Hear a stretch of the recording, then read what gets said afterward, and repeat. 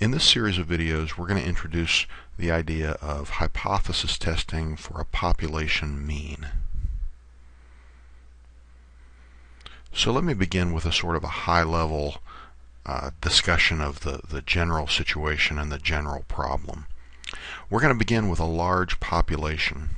And in this large population, we're interested in some quantitative variable. That is something that we would measure with a number.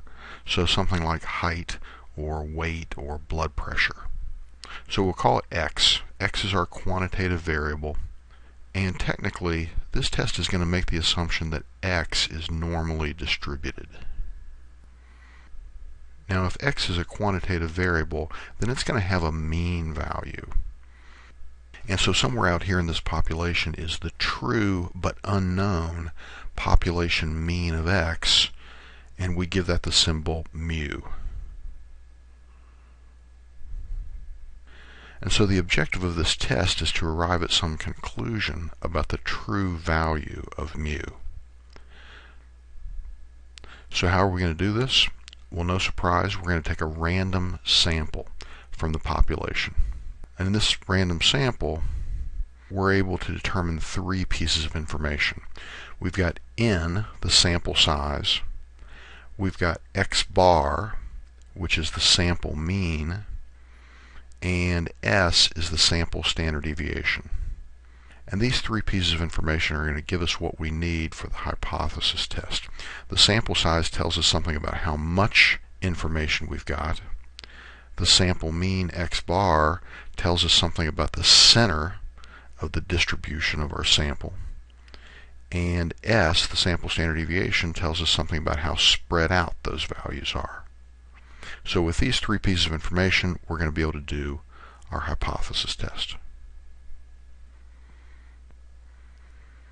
So now in this video, let me say something about the overall process of hypothesis testing. And in the next video, we're going to split this out into some more detailed steps.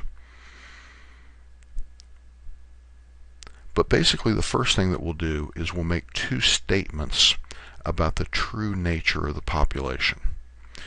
And we call those the null and alternative hypotheses. The important thing to keep in mind is that those are statements about the population. So next we'll examine evidence, and our evidence then is our sample data. And then we're going to decide which of the two statements about the true nature of the population is better supported by the data. That is the null hypothesis or the alternative hypothesis better supported by the data?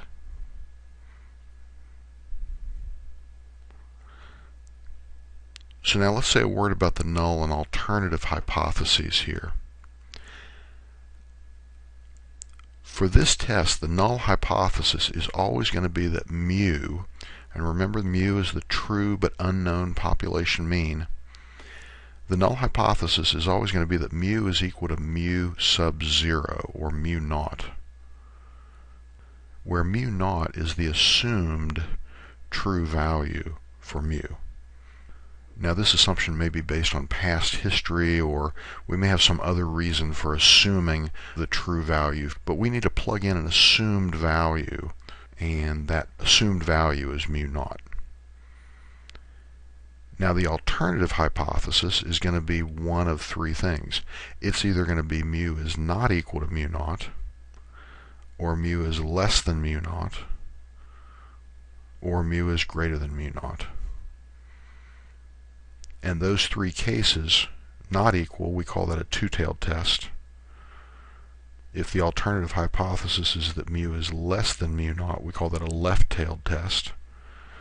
And if the alternative is that mu is greater than mu naught, we call that a right-tailed test. And so once again, we're going to examine the sample data to determine whether the null or alternative hypothesis is better supported by the data.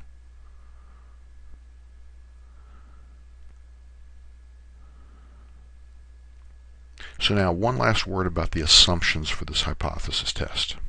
First of all, we're going to assume that the sample data is obtained via some kind of randomization. And usually that means simple random sampling from the population. The second assumption for this test is that the population from which the sample is drawn is normally distributed. So in other words, we're sampling from a normally distributed population. However, this test is also still considered reliable for large sample sizes n greater than or equal to 30. And finally, we should think about checking for outliers, particularly when the sample size is small, because that's when an outlier is going to have the most disproportionate effect on the sample results.